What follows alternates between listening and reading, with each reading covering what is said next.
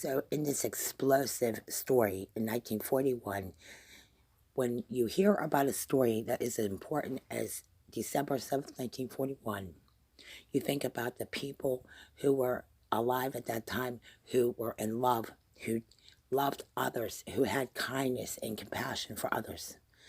In no way, shape, or form was anyone prepared for anything quite like that bombing of Pearl Harbor.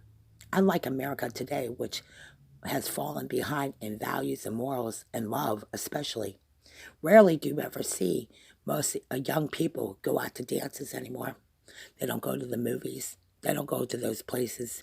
Like when we grew up, it was about love until little by little those freedoms eroded. And when you enjoy those precious freedoms and you see the erosion of freedoms over a period of the last 20, 30 years, you see little by little the dances no longer exist, the parties don't exist. Most people don't even go to the movies. Most people don't even go out to dinner anymore. And that's because when you preserve those freedoms, you realize those freedoms, how precious those freedoms really are. And you see that when young men and women serve in the military, and all these people have done is disrespect their U.S. soldiers for serving, for doing what's right, doing the right thing to preserve those precious freedoms. Back in that time, they had boosted morale. They wrote letters. They cared about love. It was about the love. And nowadays, what you hear is a lot of criticism of U.S. soldiers, and oftentimes criticism that is, regardless of where that criticism came from, and most of it's propaganda. It's all from TV news. That a lot of people were making comments about soldiers and the coffee at Starbucks, and what is going on is that U.S. soldiers, that when they come back from a long trip from across the other side of the world or throughout any part of the United States, just to get a cup of coffee, just to go up to get-go, somebody would exploit something as basic as a cup of coffee, something that is enjoyed by soldiers and families. And if you don't hear about the USOs like you used to. When I grew up, there was Bob Hope, there were classics, there were things that people enjoyed about. And those are things that are being lost right now, right in front of us. Going to the USO, like there's not even a USO here in the Pittsburgh region. These are things that you want to preserve about America. These are those moments when you think about today. You think about what your brother or your sister may have been doing when they signed up in the military. When you think about your uncles and cousins that served in uniform, how proud we are of our soldiers, how proud we are of young men and women who sacrifice, take their personal time away from their family and their friends and everything just to serve in uniform. All right, so this is one of those moments that you want to hold on to. There's a lot of people who've attacked their own neighbors for doing. There's a lot of young men and women that serve today and have served that really care about what happens to this great American United States of America. United States of America, the preservation of those sweet freedoms. Those freedoms could be gone like that. We've seen the push towards communism and socialism, and that's the kind of freedoms. The one thing is you can be angry, you can be outraged by the things that happen. The one thing you want to hold on to is going to the store and buying a Christmas card for your aunt. Going to something as simple as going out and getting something to eat with your best friend. Those precious freedoms, like writing a letter to a long-lost love. I think most people that are angry are oftentimes angry about the wrong things. What we are is, on principle, we want to preserve those basic, simple freedoms that make it easier to be an American. And you often hear nowadays where a lot of people felt like they were going to other parts of the world and have more freedom, which is probably sort of true. In a lot of ways, what I've seen in the America I grew up in, I grew up where you could go to an under 21 dance, and that was what we called fun. We're trying to revive those freedoms again. When we got back to this Butler County region, there's no dances. There's only church dinner. And let me tell you, a lot of your young people need to have an alternative. They need to know that they can go to that dance club and they can dance and have fun. Like, what happened to the dance-a-thons? What happened to the all-night bowling alley? Because a lot of people I know don't go to all-night bowling alleys. They don't go out to dinner. Most people stay home. And they get into these routines where they get fat and overweight and they get miserable.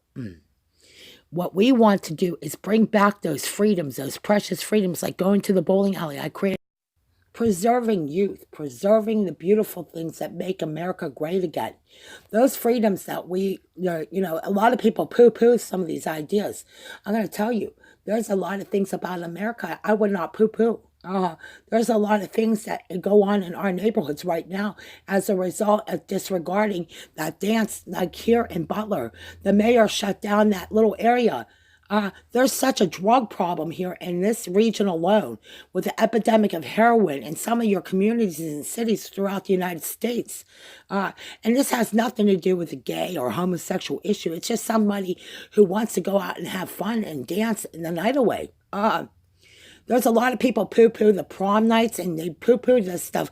Those are basic freedoms that we want to learn to enjoy and keep and preserve so your children can go out to the dance. Now what you hear is your high school students are frisked down on the other side of the building. That's not freedom, honey.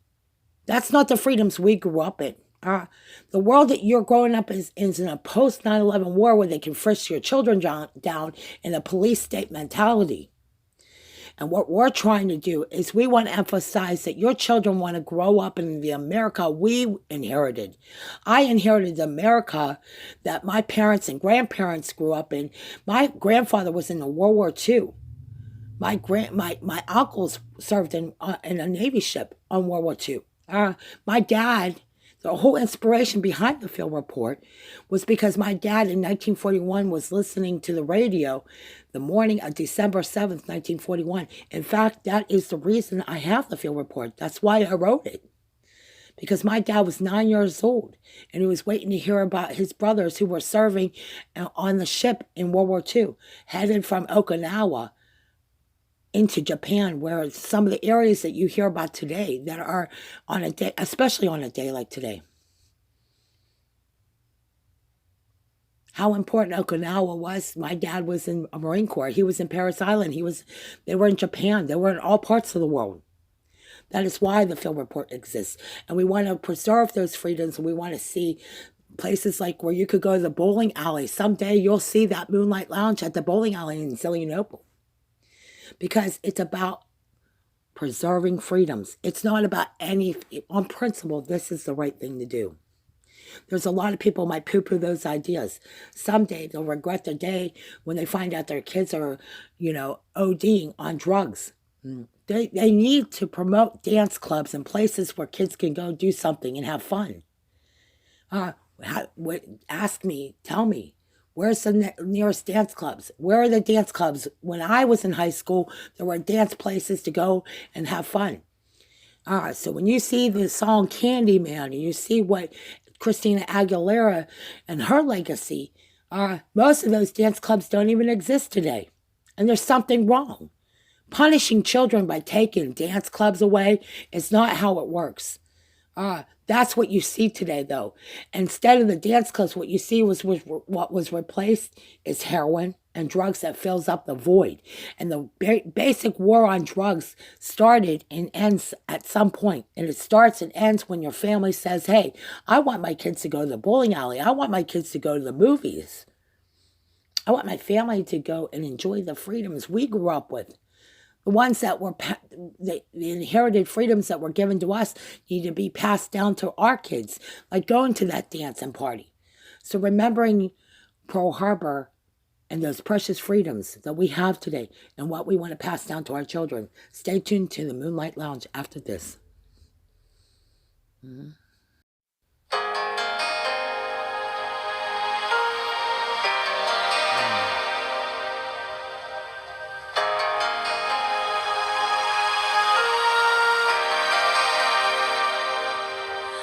When I think back on these times and the dreams we left behind, I'll be glad 'cause I was blessed to have you in my life. When I look back on these days, I'll look and see your face. You were right there for me.